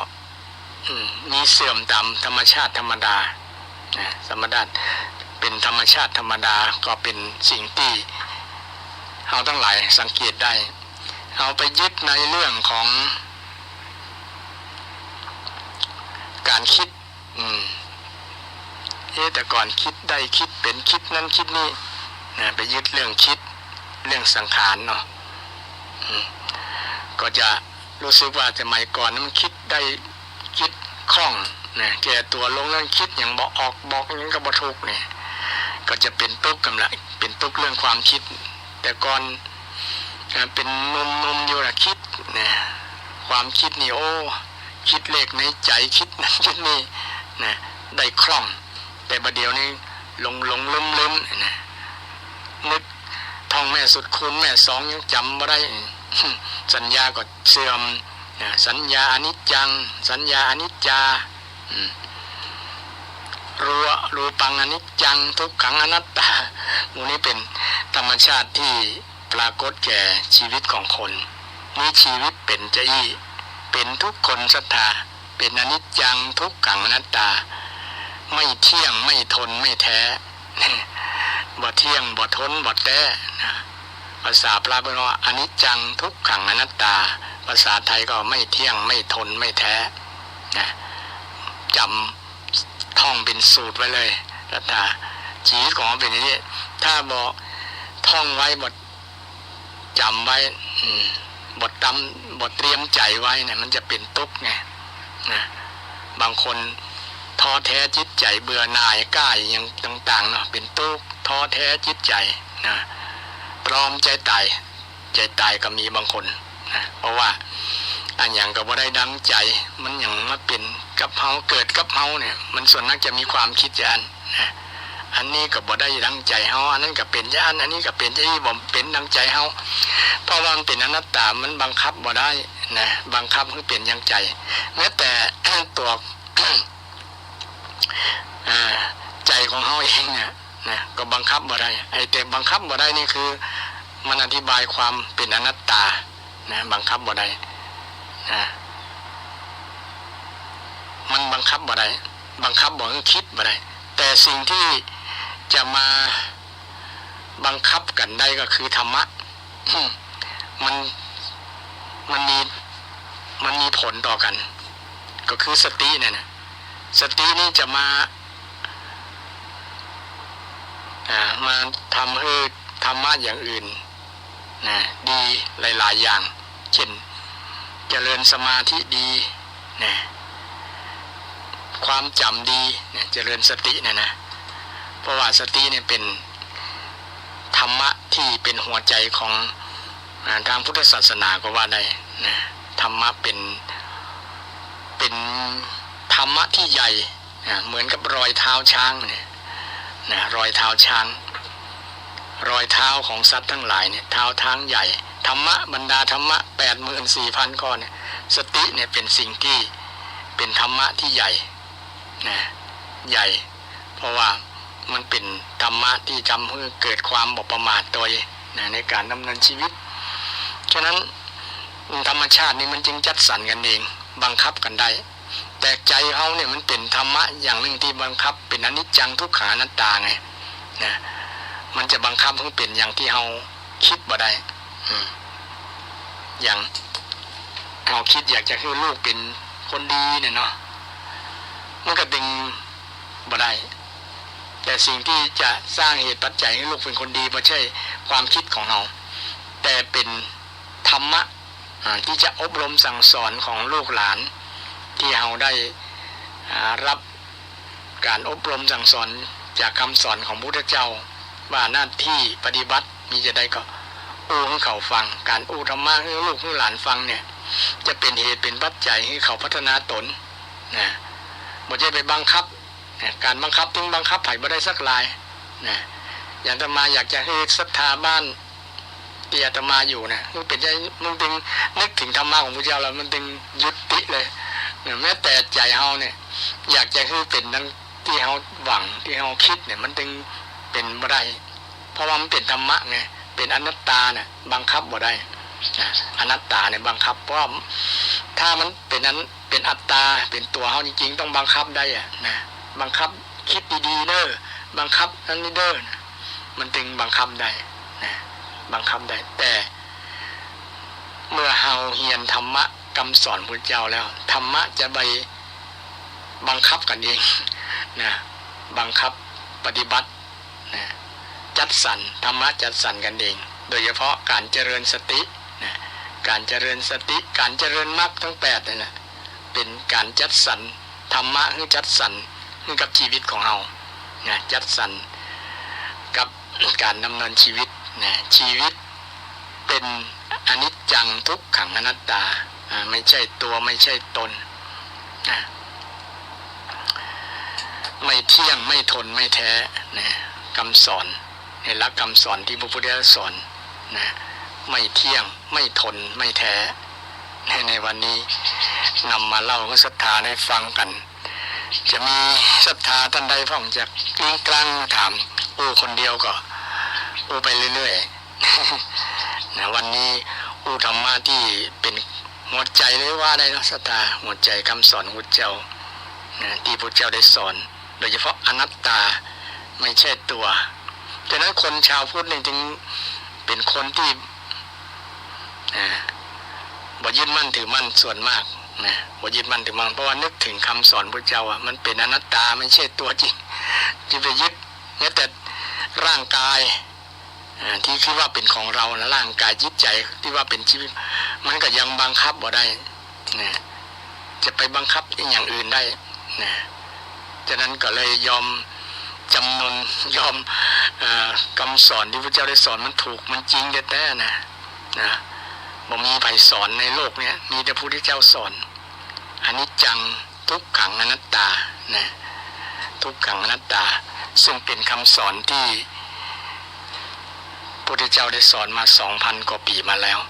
บ่มีใครที่มาโต้แย้งคำสอนของพระพุทธเจ้านะซึ่งเป็นคำสอนที่ลึกซึ้งนะยากต่อการเข้าใจยากต่อการเข้าใจถึงว่าดูเหมือนจะเข้าใจแต่ว่าไม่เข้าใจก็ยังยึดเพราะว่าอันที่มันยังยากอยู่ก็คือมันยึดนะมันยึดมันถือมันแบกไว้นะแบกว่าเป็นตัวเฮานะตัวเฮาอนัตตาไม่ใช่ตัวนะแปลว่าไม่ใช่ตัวนะไม่ใช่ตัวแล้วมันคืออะไรก็คือธาตุสี่ขันธ์รูปกับนามนี่แหละนะแต่ยึดว่าเป็นเราเป็นเขาเมื่อใดก็มันก็จะมีอัตตาทันทีนะจะเป็นอัตตาทันทีแล้วก็จะผิดหวังกับอัตตาเนี่ยนะผิดหวังกับอัตตาผิดหวังกับตัวเฮาเนี่ยเนาะบอกว่าจะเกิดอย่างขึ้นมันก็มีแต่เรื่องผิดหวังทั้งนั้นเรื่องผิดหวังนะเพราะว่าเอาไปเข้าใจผิดเงินถ้าเข้าใจถูกแล้วมันก็บอกผิดมันบอกผิดหวังนะสักวันต้องแก่เนี่ยเมื่อมันแก่แล้วทำใจได้ก็คนแก่แล้วทำใจถ้าทำใจได้ถ้าบอกยึดมันบอกยึดว่ามันจะบอกแก่มันจะบอกแก่แต่มันแก่มันเท่าขึ้นมาแล้วนะบอกไปยึดแต่นั้นนะก็ยิ้มรับก็บอกว่ากูว่าแล้วมันจะต้องแก่นะหันผมงอกกูว่าแล้วมันจะต้องงอกกูว่าแล้วมันจะต้องหล่อนเขียวหล่อนนะใจคำว่ากูว่าแล้วนะหาว่าแล้วภาษากำเมืองเนาะหาว่าแล้วนะแต่แล้วเนี่ยต้องยอมรับความจริงที่เป็นธรรมะขั้นสูงที่พระเจ้าได้สอนไว้นะคนมาพิจารณาถึงอนิจจังทุกขังอนัตตานะคนแต่ก่อนโดยเฉพาะคนชาวล้านนาเนี่ยคือสวดอนิจจังทุกขังพระอนิจจังพระทุกขังพระอนัตตาเนาะนี่คนได้สอนใจตัวเก่ารู้ความจริงว่าชีวิตเป็นอนิจจังบ่เที่ยงนะเกิดแก่เจ็บตายนี่แหละนะเป็นธรรมชาติธรรมดาการมีงานศพแต่ละครั้งคือสอนให้คนรู้จักอนิจจังทุกขังอนัตตานะท่านผู้ฟังทั้งหลายซึ่งเป็นคำสอนที่สูงสุดในทางพุทธศาสนานะเป็นความรู้ที่สูงที่ลึกซึ้งนะโดยเฉพาะอนัตตาบ่มีในพระศาสนาในศาสนาใดลัทธิใดสอนเป็นสอนเรื่องอัตตาอัตถิตานัตถิตานะสอนแย้งแต่พุทธเจ้านี่สอนว่าอนัตตาไม่ใช่ตัวไม่ใช่ตัวของเรานั่นไม่ใช่ของเราไม่ใช่ตัวตนเราเนี่ยสอนให้รู้ความจริงเนี่ยรู้ความจริงเมื่อรู้ความจริงบางคนก็เกิดความเบื่อหน่ายสังขารมันไม่ใช่ตัวเขาแล้วนะเบื่อหน่ายนะก็บ่ยึดมั่นถือมั่นนะเขาจะมาด่ามาว่าก็ยิ้มได้นะคนแก่คนเฒ่าบางคนนะยิ้มลูกหลานบางคนถ้าไปยึดมั่นในตัวเขาก็ยึดนั่นในรูปกับนามนะก็จะจมให้ลูกบ่นให้ลูกด่าให้ลูกนะแจ้งให้ลูกเพราะว่าไปยึดในอัตตามาว่าเขาเกิดก่อนเขาอาบน้ำมาก่อนอย่างยึดมั่นเนาะว่าตัวเก่ายึดว่าตัวเก่าเก่งมากเก่าดีอย่างนั้นมัน จะทำให้เกิดอารมณ์บ่ชอบบ่เปิงอกบ่เปิงใจเกิดความทุกข์กันทุกข์ใจต่างหากที่บ่ได้ดังใจนะมีลูกมีหลานก็บ่ได้ดังใจเพราะว่าไปยึดว่ามันจะเป็นอย่างนั้นจริงไปยึดบ่ได้เลยทุกสิ่งทุกอย่างยึดไม่ได้นะยึดบ่ได้แม้แต่สิ่งที่บ่มีจิตใจก็ยึดบ่ได้นะฉะนั้นวันนี้นำเรื่องธรรมะที่พระพุทธองค์ได้สอนเรื่องธรรมชาติชีวิตคือธรรมชาติธาตุสี่หรือว่าธาตุหกขันธ์ห้าชีวิตคือนี้แล้วก็ชีวิตเป็นจะได้เป็นไปจะได้นะเป็นจะได้ก่อนเป็นจะได้ชีวิตของเราก็คืออนิจจังทุกขังอนัตตาเนี่ยแหละต้องเป็นคาถาไว้เลยไม่เที่ยงไม่ทนไม่แท้นะไม่เที่ยงไม่ทนไม่แท้อย่างนี้ก็บ่เที่ยงบ่แน่สักหลายนะแน่สักหลายนะบ่แน่สักอย่างนะแต่สิ่งที่แน่ก็คือนิพพานธรรมะของพระเจ้าเนี่ยแน่นอนนะแน่นอนนะแน่นอนเป็นนิจจังทุกขังเป็นสุขขังและเป็นอนัตตานี่มีข้อแปลกนิพพานเป็นได้บ่เป็นอัตตานะจะได้มาโอ้ในวันต่อไปเนาะว่าธรรมะที่พระเจ้าได้สอนโดยเฉพาะนิพพานเนี่ยเป็นได้ถึงบ่เป็นอัตตาเมื่อมันเป็นสุขบ่เป็นทุกข์นะเป็นนิจจังคือของนิรันดร์นะตลอดบ่เปลี่ยนแปลงจะได้มาอธิบายในวันต่อไปเกี่ยวกับเรื่องวันนี้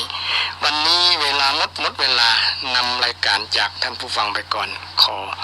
ศรัทธาที่กำลังฟังรายการมาโดยตลอดนะมีสุขภาพกายสุขภาพใจนะมีสุขภาพแข็งแรงนะถึงอาตมาจะอวยพรโมกใดกัดมันเป็นไปบ่ได้แหละแต่ว่าเป็นคำอู้ที่ให้กำลังใจนะเป็นคำอู้ที่ให้กำลังใจศรัทธานะเป็นคำอู้เพราะว่ามันเป็นนะทุกสิ่งทุกอย่างเป็นอนัตตาอย่างที่อาตมาว่านั่นนะมันบังคับบ่ได้นะอาตมาจะบังคับให้ศรัทธามีสุขภาพแข็งแรงมันก็ต้องบังคับอะไรแม้แต่